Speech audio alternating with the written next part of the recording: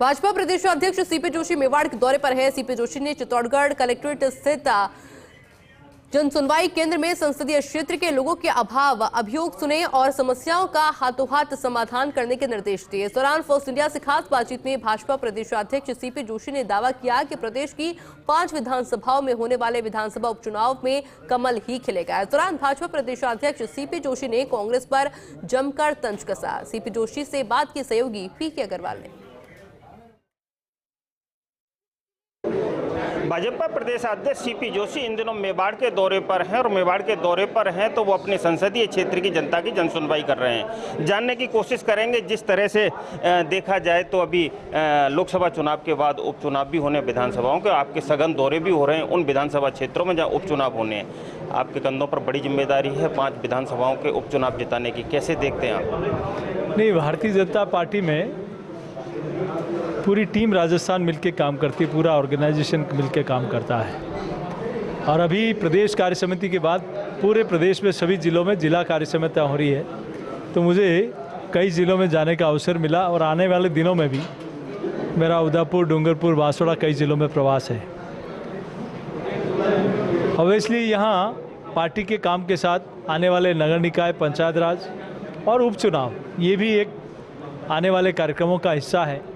तो निश्चित रूप से इन जिला बैठकों में और आगामी कार्यक्रमों में कैसे वहाँ भी भारतीय जनता पार्टी का कमल खिले, चूँकि नगर निकाय में और पंचायत राज में भारतीय जनता पार्टी अभी हुए चुनाव में भी भाजपा ने बढ़त बनाई है। 4 जिला परिषद के चुनाव हुए, 4 में से 3 में भाजपा जीती है और कांग्रेस को 0 मिला है। हालांकि इन उपचुनाव में 5 सीटों पर लंबे समय से कांग्रेस और उनके अलायंस के पास ये सीटें रही है, लेकिन मैं सोचता हूँ कि नरेंद्र मोदी जी के नेतृत्व में और माननीय भजनलाल जी के नेतृत्व में जो ऐतिहासिक काम और इस बजट में माननीय मुख्यमंत्री जी के नेतृत्व में राजस्थान को जो सौगातें मिली हैं, निश्चित रूप से आने वाले इन 5 चुनाव में भी एक अनुकूल और बेहतर परिणाम आएंगे, ऐसा मैं मानता हूँ।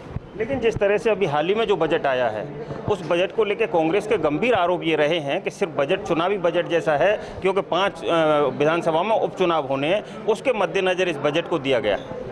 मैं सोचता हूँ उस दिन में मैं भी विधानसभा के बजट जब वाचन हो रहा था, माननीय उप मुख्यमंत्री जी बोल रही थी, तब मैं भी वहाँ सदन में था।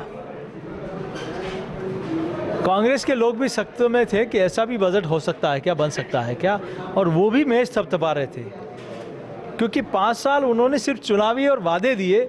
5 सालों तक उनका जो पहले बजट में जो घोषणाएं थी वो अंतिम 5वें बजट में भी पूर्ण नहीं हो पाई।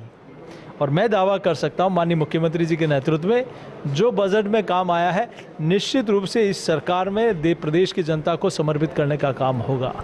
इस कालखंड में प्रदेश की जनता को समर्पित करने का काम होगा और निश्चित रूप से चित्तौड़ संसदीय क्षेत्र हो चाहे पूरा प्रदेश हो, अनेक सौगातें पूरे राजस्थान के प्रत्येक कॉन्स्टिट्यूंसी में हर जिले को अच्छी सौगातें मिली हैं। इस सरकार में पिछले 6 महीने में जो हमने संकल्प लिया उसका 45% माननीय मुख्यमंत्री जी ने पूरा करके राजस्थान की जनता को समर्पित किया है।